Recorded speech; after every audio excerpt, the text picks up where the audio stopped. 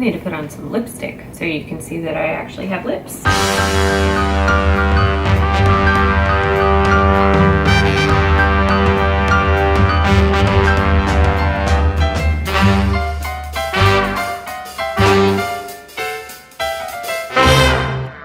Hey guys, welcome to today's episode of My Quirky Kitchen. What is this? I don't know. I'm your host, Hannah Bunker. Welcome to my kitchen. It's a mess, as always. We are making probably the easiest thing we will ever make on My Quirky Kitchen. I mean, I can't predict the future, but I'm pretty sure this is up there pretty high on easy things to make. If you are a carb lover like myself, you love spaghetti. I used to buy all my spaghetti sauce in a jar, but I found this amazing crock-pot recipe for red sauce, and I have been doing this for a couple of years, and I will never buy sauce in a jar again. A, it's cheap, and B, it tastes so much better.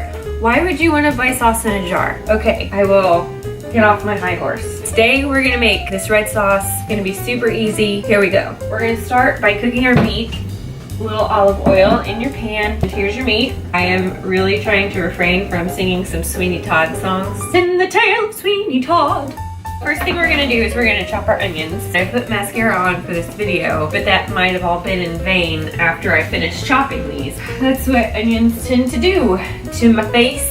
I'm gonna turn this on low, get the oil starting to heat up. Okay, I'm gonna teach you a little trick about cutting onions. You have this butt area, and then you have this side that is like where you can peel from. Here's the trick. So leave the butt area and slice off. Ooh, my eyes are burning. And you cut that side of the onion, and then you peel it. You guys, I can't. Ow. I'm really feeling the burn. I like to cut off like a little piece of one side, just like that. Set that to the side, so that way it lays down like this. Then you go and you slice rows into your onion, but don't cut all the way down to the butt. So like this. Oh, see, sometimes that happens. I'm not perfect.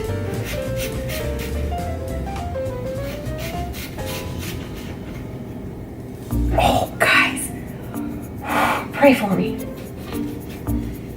And I might be like mortifying some of you with my knife cutting skills. I promise, I'm gonna be careful. Okay, so now you have an onion that's cut in rows. Ow. So now you're gonna go in the opposite direction, like yay.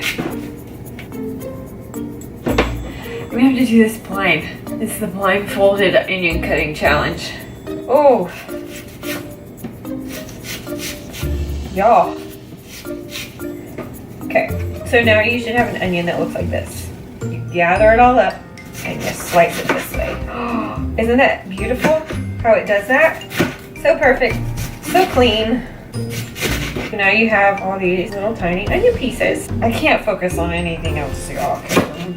I'm in so much pain right now. Look at this. Yeah, why did I put on mascara? I don't even know. Forget it. I'm just gonna do the rest of the video like this, okay? Where am I? Take our onion and put it in the pot. And then go gather our composure while our eyeballs burn out of their sockets.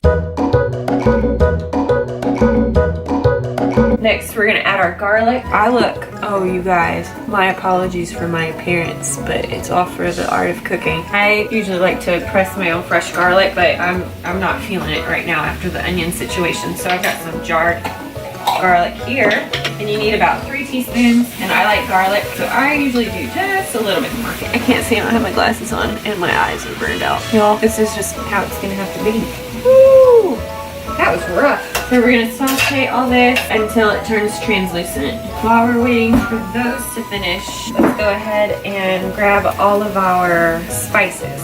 Thyme, oregano, basil, and onion powder. Hey guys, this is smelling really good in here. Really good, just from the onions. My favorite thing, I have a lot of favorite things, but one of my favorite food things is when you order fajitas at a restaurant and it comes with onions. And there's those caramelized onions on the bottom of the fajita pan. I could just eat a bowl of those. They're so good. Okay, these are looking pretty good. I think we'll go ahead and add our meat now. You're just gonna add your ground beef, which is 2 pounds. Ta-da! And I sprinkle it with some salt, a little bit of black pepper, and then you keep on trucking. I'll let it sit for a little while we talk. Tell me something in the comments below. What is one of the easiest things that you cook That's what I want to hear. Something that people can usually buy, but you're like, no, I'm gonna make it homemade, and it's really easy. I want to know. So while that's going, we're gonna go ahead and start opening up all of our cans. So this is the part that makes this meal really, really cheap. The only thing you need for the sauce apparatus are 3 massive gargantuan cans of crushed tomatoes and a can of tomato paste, and that's it. I mean, there's like other things, like little things, like you put some lemon juice and the spices and everything, but this is what makes up the sauce. Stir your meat, put those onions in there. Go ahead now while your meat continues cooking and give yourself carpal tunnel by opening up cans. Goodness. And then it's splattered on. It's raining sauce. Next, splatters on. Last one, number 3. I have another little trick for opening tomato paste. If you open only one end, it's a real pain in the butt to try to get it out and use a spoon and you dirty another spoon. No need to do that. Here's what you do. You open one end. We got one end open, and then you flip it over and you open the other end. Maybe. Come on. What are you doing to me? Here we go. I'm about to show you some genius here. Maybe. Might be screwing it all up. I have the tendency to do those sort of things. Did it do it? Come on. Denied. You're messing up my teaching moment. Why don't you want to work? For some reason, it's not working. I'm bound and determined to make this happen. I'm using my Hulk-like skills for the sake of teaching you things. Okay, well maybe it'll do it with just a little bit. What's supposed to happen is you have both ends off the can and you take one end off, and in the pressure, it does something with the pressure. It's science, I don't know. And then you're able to, like, you know, make an inappropriate gesture to get it out. Avert your eyes. Hold on, I feel really inappropriate. See? It did it. Right out of the can, didn't have to dirty a spoon. So we've got this half of our sauce in the crock pot. That half is finishing cooking. We're gonna put it on high to go ahead and let it start heating up. And now we're gonna add our dry ingredients, our seasonings and things like this. I don't know why I act like a conductor in the kitchen, but I am going to add our seasonings, and it's gonna be magical. 1 teaspoon of onion powder, sprinkle that in. 2 teaspoons of basil. 2 teaspoons of oregano. 1 teaspoon of thyme. It's time you make this yourself. Lord, I need your help with my jokes. Finally, 1 teaspoon of lemon juice. Look at our meat. Looking fabulous. We are ready for the transfer. Stir the sauce to mix all of the seasonings and the paste in with the crushed tomatoes. Seriously, this is a hazard. You could drain the juice or the fat out of your meat, but I could lie and tell you that I prefer to have it just a little bit fatty and runny, but that's not the truth. The truth is that I'm just kind of lazy and don't want to. So I'm just gonna put it all into the crock pot. Safety first. Here we go. Oh, look at all that fat.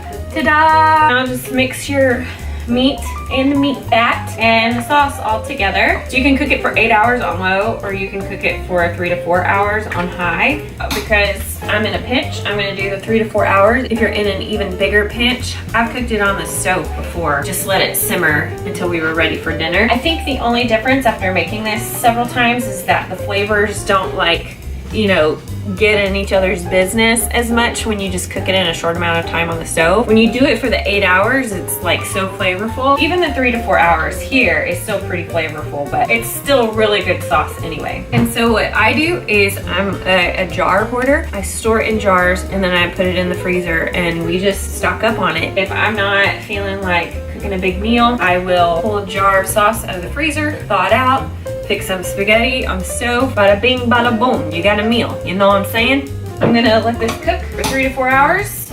It's gonna be delicious. And I will see you for the next, what is this? I want you to join me in my quirky kitchen. Anyway, thanks for watching. We'll see you next time.